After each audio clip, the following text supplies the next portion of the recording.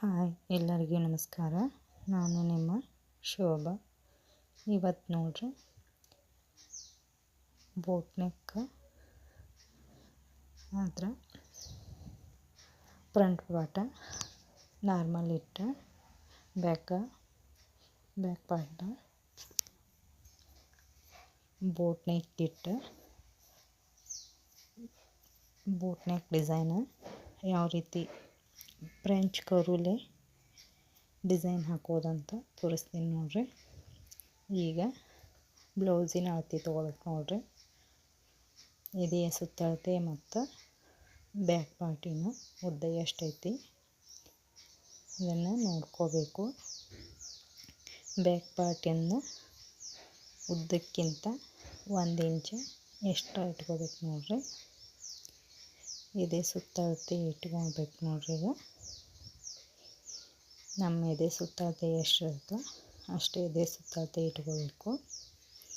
ಇಟ್ಕೊಂಡು ಈಗ ಶೋಲ್ಡ್ರ ನೆಕ್ ಬಿಡ್ತು ಇಟ್ಕೋಬೇಕು ನೋಡ್ರಿ.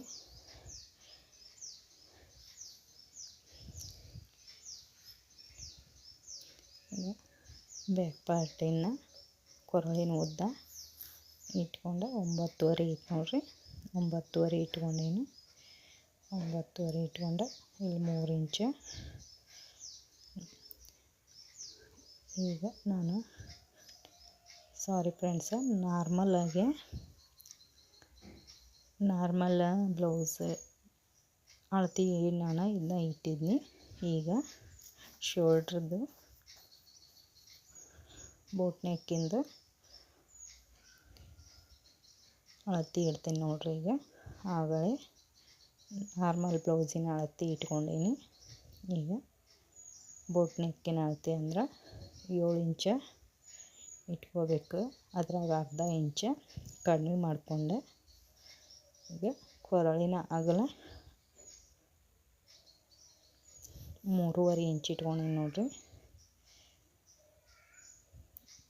ಇಟ್ಕೊಂಡು ಈ ರೀತಿ ಕೆಳಗೊಂದು 3 ಇಂಚ್ ಬಾಕ್ಸ್ ಹಾಕ್ಕೋಬೇಕು ನೋಡ್ರಿ. ಹಾಕ್ಕೊಂಡು ಈ ರೀತಿ ಸ್ಕೇಲ್ ಸಹಾಯದಿಂದ ಬಾಕ್ಸ್ ಹಾಕ್ಕೊಂಡು ನಮ್ಗೆ ಯಾವ ರೀತಿ ಶೇಪ್ ಬೇಕು ಆ ರೀತಿ ಇಟ್ಕೋಬೇಕು ನೋಡ್ರಿ. ಈಗ ಫ್ರೆಂಚ್ ಕರ್ವ್ ತೊಗೊಂಡು ಎಷ್ಟು ಈಸಿಯಾಗಿ ನಾವು ಶೇಪ್ ತಕ್ಕೋಬೋದು ನೋಡ್ರಿ. ಇದನ್ನ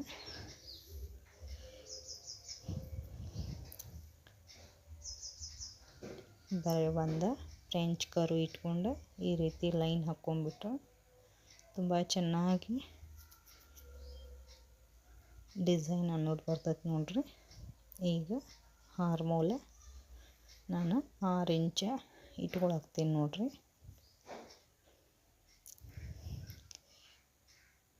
ಇದು ಚಿಕ್ಕ ಅಳತೆ ಆದರೂ ಆರ್ಮೋಲೆ ಸ್ವಲ್ಪ ದೊಡ್ಡದಾಗಿ ಇಟ್ಕೋಗ್ತೀನಿ ನೋಡ್ರಿ. ಯಾಕಂದರೆ ಬೋಟ್ ನೆಕ್ ಐತೆ ನೋಡ್ರಿ ಇದು.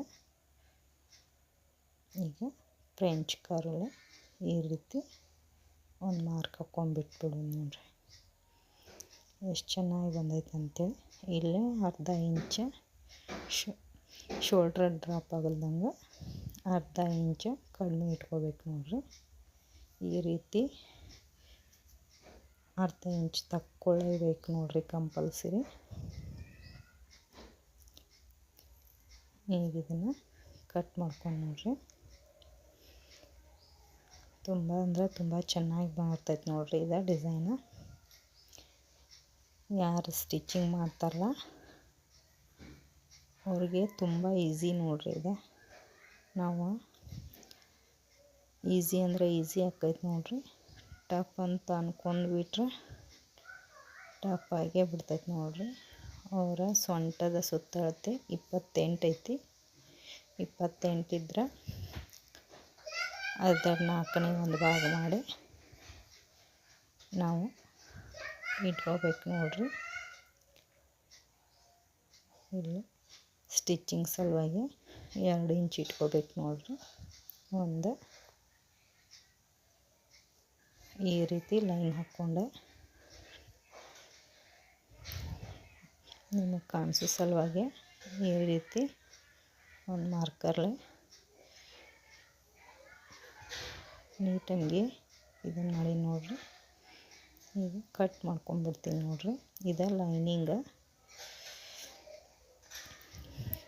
ತುಂಬ ಅಂದರೆ ತುಂಬ ನೀಟಾಗಿ ಬರ್ತೈತೆ ನೋಡಿರಿ. ಇದು ಫಿನಿಶಿಂಗ್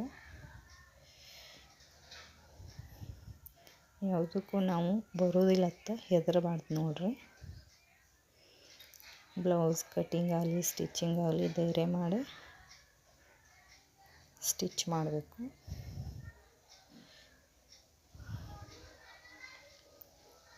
ನಿಧಾನವಾಗಿ ಕಟ್ ಮಾಡ್ಕೊಂಡ್ಬಿಡ್ಬೇಕು ನೋಡಿರಿ. ಈಗ ಎಷ್ಟು ನೀಟಾಗಿ ಬ್ಯಾಕ್ ಡಿಸೈನ್, ನಮ್ಗೆ ಯಾವುದೇ ರೀತಿಯಿಂದ ಡಿಸೈನ್ ಬೇಡಪ್ಪ ಅಂದರೂ ಸಿಂಪಲ್ಲಾಗಿ ನೋಡಿರಿ ಎಷ್ಟು ನೀಟಾಗಿ ಬಂದೈತೆ ನೋಡಿರಿ. ಇದು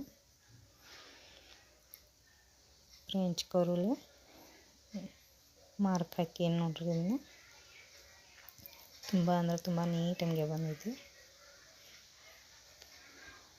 ಯಾರೆಲ್ಲ ಈ ವಿಡಿಯೋ ನೋಡಿದವ್ರಿಗೆ ಸ್ವಲ್ಪ ಆದರೂ ಇಷ್ಟ ಆದ್ರೆ ಸಬ್ಸ್ಕ್ರೈಬ್ ಮಾಡ್ಕೊರಿ, ಲೈಕ್ ಮಾಡಿರಿ, ಶೇರ್ ಮಾಡಿರಿ ಅಂತ ಹೇಳ್ತೀನಿ ನೋಡಿರಿ. ಈಗ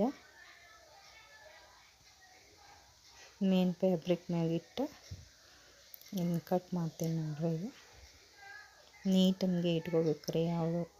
ಯಾವುದೇ ನಾವು ಇಟ್ಕೊಂಡ್ರೆ ಈ ರೀತಿ ನೀಟಾಗಿ ಇಟ್ಕೊಂಡು ಕಟ್ ಮಾಡ್ಕೋಬೇಕು ನೋಡಿರಿ.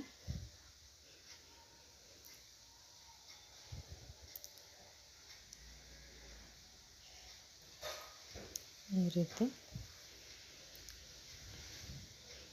ಕಟ್ ಮಾಡಿಕೊಂಡು ಸ್ಟಿಚ್ ಮಾಡ್ಕೊಳ್ಳೋದ್ರಿಂದ ತುಂಬ ನೀಟಾಗಿ ಬರ್ತೈತೆ ನೋಡ್ರಿ. ಇದನ್ನು ಸ್ಟಿಚ್ ಮಾಡೋದು ಮುಂದೆ